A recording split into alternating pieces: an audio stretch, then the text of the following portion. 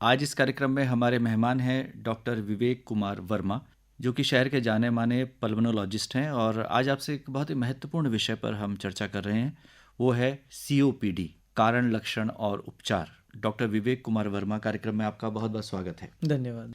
Doctor Verma, ये COPD जिसे हम कहते हैं, क्रोनिक ऑब्स्ट्रक्टिव पल्मोनरी डिजीज़, ये क्या है? इसमें किस तरह की समस्या आती है? देखिए, ये COPD की full form chronic obstructive pulmonary disease, जैसे कि आपने बताया, इसके अंदर सांस की नलियों का बेसिकली रोग है। और सांस की नलियों के साथ में सांस के जो फेफड़े हमारे होते हैं, जो महत्वपूर्ण अंग हैं हमारे शरीर के, उनके डैमेज होने का भी इसमें रहता है। बेसिक जो उनके पीछे उनका कारण है वो है सांस की नलियों में संकुचन का पैदा होना। जी। और साथ में जो सांस के हमारे जो फेफड़े जैसे गुब्बारे के समान होते हैं, जैसे हमें सबको पता है, तो फेफड़े के जो पार्ट हैं उनका डैमेज होना, ये इसके कारण में आता है। जी, खास तौर से सांस लेने में इसमें दिक्कत आएगी। हाँ। तो हम जानना चाहेंगे कि यदि भारत में इस बीमारी की बात करें और ख़ास तौर से उत्तराखंड की, तो क्या स्थिति है वर्तमान में?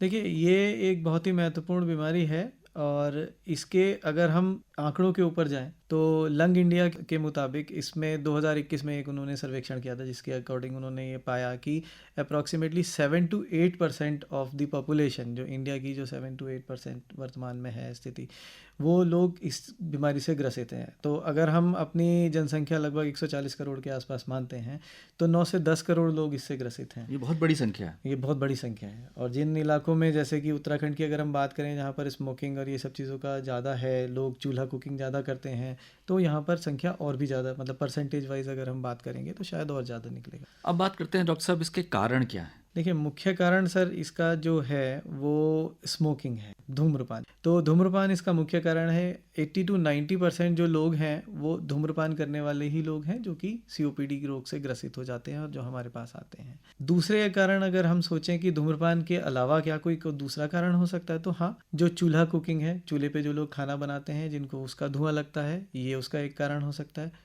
प्रदूषण इसका एक कारण हो सकता है। अत्यधिक प्रदूषण के माहौल में रहना इसका एक दूसरा कारण हो सकता है। और कुछ जेनेटिक फैक्टर्स भी होते हैं जिसकी वजह से इसकी इस तरह की बीमारी हो सकती है। अगर हम बात धूम्रपान की करते हैं, तो जो आदमी धूम्रपान कर रहा है उसको तो इसके होने के चांसेस होते ही हैं काफ़ी हाई।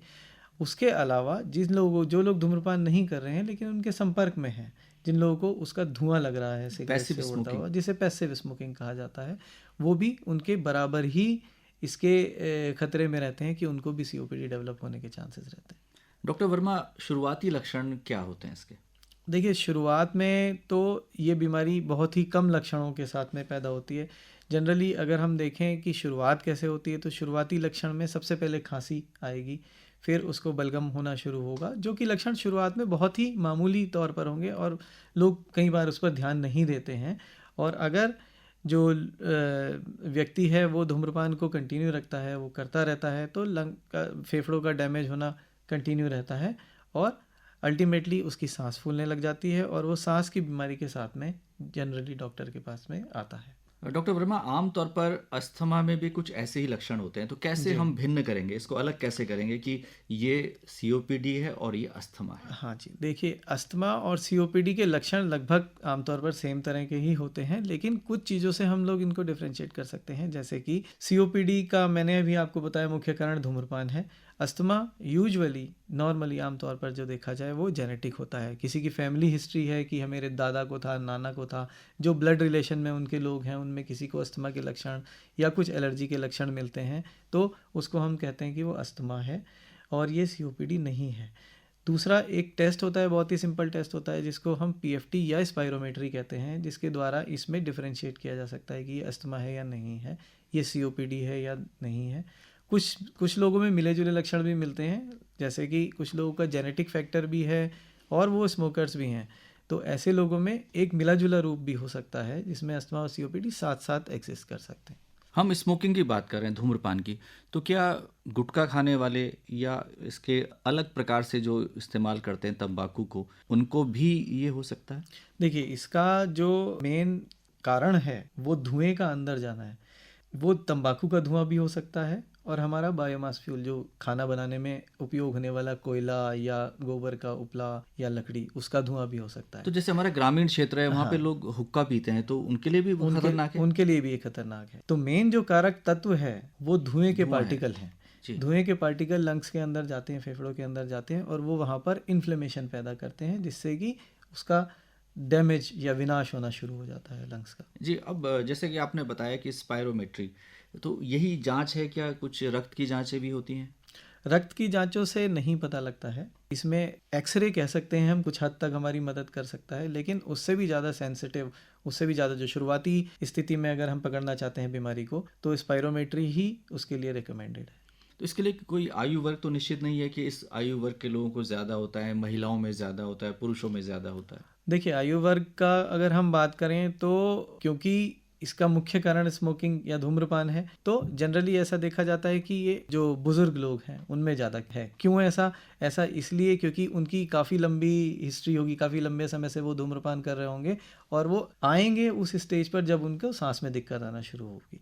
हालांकि जिस समय उन्होंने शुरुआत करी है अपने धूम्रपान की, कुछ साल हो गए हैं धूम्रपान करते हुए, जिस समय उन्हें कोई भी लक्षण नहीं है, अगर वो अपना स्पायरोमेट्री या पीएफटी करते हैं तो शायद वो बहुत अर्ली शुरुआती स्टेज में भी पकड़ा जा सकता है। अगर इलाज ना कराया जाए डॉक्टर साहब, जी, जैसे बहुत लोग धूम्रपान कर रहे हैं और वो जीवन उनका चल रहा है, तो क्या कॉम्प्लिकेशंस आ सकते हैं, क्या जटिलताएं आ सकती हैं? देखिए, अगर हम बात करें कॉम्प्लिकेशंस या जटिलताओं की, तो अगर एक व्यक्ति धूम्रपान कंटिन्यू रखता है, धूम्रपान को करता रहता है और दवाई भी नहीं लेता है, अपना इलाज नहीं कराता है, तो कंटिन्यूअस लंग डैमेज होता रहेगा, लगातार हमारे फेफड़ों का डैमेज होता रहेगा और फाइनली उसकी वो स्टेज आएगी कि जब उसको ऑक्सीजन की रिक्वायरमेंट, ऑक्सीजन की ज़रूरत पड़ने लगेगी और शायद उसको मशीन पे या वेंटिलेटर की ज़रूरत भी पड़े अगर वो ज़्यादा सीरियस हो जाता है तो।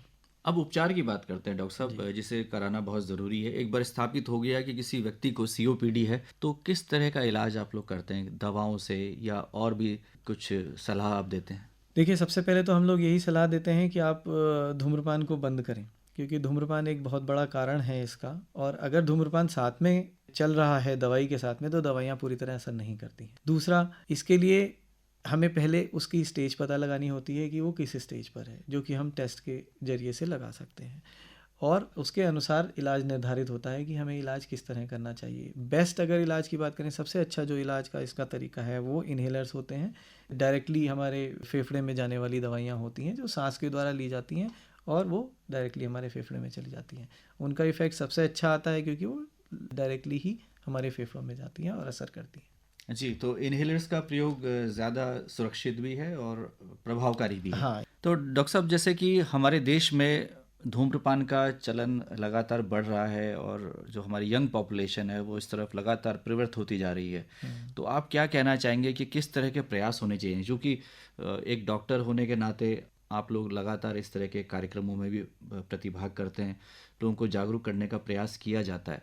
सरकारी तौर पर क्या किया जाना चाहिए? इस पर किस तरह से रोक लग सकती है? इसका प्रयोग कम हो सकता है? जी देखिए, वैसे तो चेतावनी सब सारे पैकेट्स पर लिखकर आजकल आती है, लेकिन उसको शायद लोग पढ़ते नहीं हैं और मेरा ये मानना है कि केवल सरकार के लेवल पर ही नहीं, हमारे व्यक्तिगत लेवल पर भी हम लोगों को दूसरों को सेंसिटाइज करना चाहिए कि धूम्रपान हानिकारक है और धूम्रपान कितना हानिकारक है उसके हानि के बारे में भी लोगों को जागरूक करना चाहिए। एक चीज़ का जो मैं बताना चाहूँगा श्रोताओं को कि सीओपीडी ये एक ऐसी बीमारी है कि जब एक बार हो जाती है तो ये पूरी तरह रिवर्स नहीं हो पाती और लंग डैमेज कंटिन्यूड रहता है।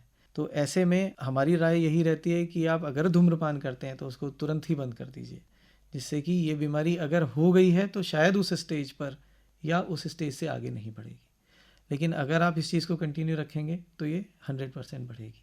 तो चूंकि आप ओपीडी में हज़ारों पेशेंट्स को देखते हैं, तो क्या लोग धूम्रपान को रोक देते हैं, बंद कर देते हैं आपकी सलाह पर? हाँ, बहुत लोग रोक देते हैं। इच्छा शक्ति सबसे ज़्यादा ज़रूरी है इसके लिए कि इच्छा शक्ति की ज़रूरत होती है। देखिए, धूम्रपान करने के लिए जो उसकी आदत पड़वाने वाला तत्व है वो निकोटीन है। तो कुछ ऐसे इलाज भी हैं जो कि लोग बहुत ज़्यादा हैवी स्मोकर्स हैं और वो कहते हैं कि नहीं, मैंने अपनी इच्छा शक्ति पूरी लगा ली है, मैं नहीं छोड़ पा रहा हूँ, तो उनकी मदद करने के लिए निकोटीन रिप्लेसमेंट थेरेपी नाम की एक चीज़ होती है। तो हम उनको वो उसकी सलाह भी देते हैं ऐसे मरीजों को जो नहीं छोड़ पा रहे हैं किसी कारणवश। डॉक्टर साहब, आपने कारणों में प्रदूषण को भी बताया था कि एक जी कारण है। जी। तो ऐसे जो क्षेत्र हैं जहाँ पर ज़्यादा प्रदूषण है या जहाँ पर ऐसी फैक्ट्रीज हैं जहाँ से धुआं बहुत ज़्यादा निकलता है, जी तो वहाँ के लोगों में ये होने की संभावना ज़्यादा होगी? जी हाँ, बिल्कुल। या जो लोग ऐसी फैक्ट्रीज में काम करते हैं, जी हाँ। तो उनको क्या सावधानी बरतनी चाहिए? देखिए, जो ऐसी फैक्ट्रीज़ में काम करते हैं जहाँ पर वर्क प्लेस पर ही इतना ज़्यादा प्रदूषण है कि हम उसे अवॉइड नहीं कर सकते, काम तो करना है, तो ऐसे लोगों को हम ये सलाह देते हैं कि आप मास्क लगाकर काम करें, जिससे कि कार्बन पार्टिकल्स और जो धुएं के तत्व हैं, जो पार्टिकल्स हैं, वो लंग्स के अंदर जाने से रुक जाते हैं। तो सिंपल मास्क ही उसके लिए काफ़ी रहता है, ऐसा N95 या कुछ स्पेशल टाइप का मास्क लगाने का उनको ज़रूरत नहीं होती है। इलाज के दौरान जैसे आपने कहा कि आप बीड़ी सिगरेट धूम्रपान करने के लिए मना करते हैं, इसके अलावा और क्या सावधानी रखी जा सकती है? किस तरह का खान पान होना चाहिए? देखिए, खान पान से संबंधित ये है नहीं, लेकिन खान पान आपका हेल्दी होना चाहिए फॉर अ जनरल वेलबींग। जो हमारे फेफड़े हैं वो भी हमारे शरीर का एक अंग है, तो सारे अंगों के समान उनको भी एक अच्छे खान पान और अच्छे न्यूट्रिशन की ज़रूरत होती है। तो ऐसे में हम लोग यही लोगों को एडवाइस करते हैं, लोगों को सलाह देते हैं कि आप अच्छा खान पान रखिए, हेल्दी डाइट लीजिए, जंक फूड मत लीजिए और नियमित रूप से एक्सरसाइज करिए। जी, हम अच्छी जीवन शैली की कामना करते हैं और लगातार प्रयास भी करते हैं कि हमारी हेल्दी लाइफस्टाइल हो। इसमें योगा किस तरह से मदद कर सकता है, ख़ास तौर से यदि हम COPD के पेशेंट्स की बात करें? जी, अगर योगा में हम लोग लंग्स की बात करें, COPD ही नहीं, लंग्स की जितनी भी बीमारियां, उसमें योगा बहुत हेल्पफुल है। वो इसलिए मददगार है क्योंकि योगा में स्पेशल टाइप की जो डीप ब्रीदिंग एक्सरसाइजेज होती हैं, यानी कि गहरे गहरे सांस लेने वाली, जैसे कि अनुलोम विलोम एक एक्सरसाइज है, और भी कई तरह की एक्सरसाइजेज होती हैं, डायफ्रामेटिक ब्रीदिंग एक्सरसाइजेज होती हैं, तो उनसे हमारे लंग्स की कैपेसिटी बढ़ जाती है।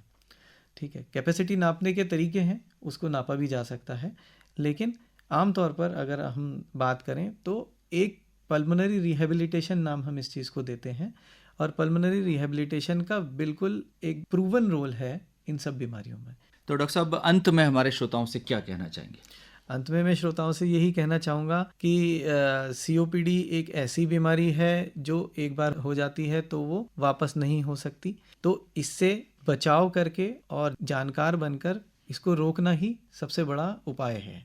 स्मोकिंग के लिए अगर बात करें तो धूम्रपान की कोई सेफ लिमिट नहीं होती है कि मैं तो एक ही बीड़ी या एक ही सिगरेट पीता हूँ दिन भर में, तो क्या मुझे ये नहीं होगा? तो आपको उस एक सिगरेट से भी हो सकता है। तो इसलिए सेफ लिमिट कोई भी नहीं है, इसको तुरंत ही छोड़ देना चाहिए। अच्छी जीवन शैली रखनी चाहिए, नियमित व्यायाम करना चाहिए, और अगर आपको इस तरह के किसी भी तरह के लक्षण हैं तो आप एक विशेषज्ञ से सलाह ले सकते हैं। तो डॉक्टर विवेक कुमार वर्मा, आज आप हमारे इस कार्यक्रम में आए और आपने बहुत ही महत्वपूर्ण जानकारी हमारे श्रोताओं के साथ साझा की कि COPD क्या है, इसके खास लक्षण क्या है और किस तरह से हम इस बीमारी से बच सकते हैं। खासतौर से बचाव के तरीके आपने बताए, और आपने बताया कि धूम्रपान खतरनाक है, इससे जितना दूर रहा जा सकता है उतना बेहतर है। आपका स्टूडियोज में आने के लिए बहुत बहुत आभार, बहुत बहुत धन्यवाद। धन्यवाद।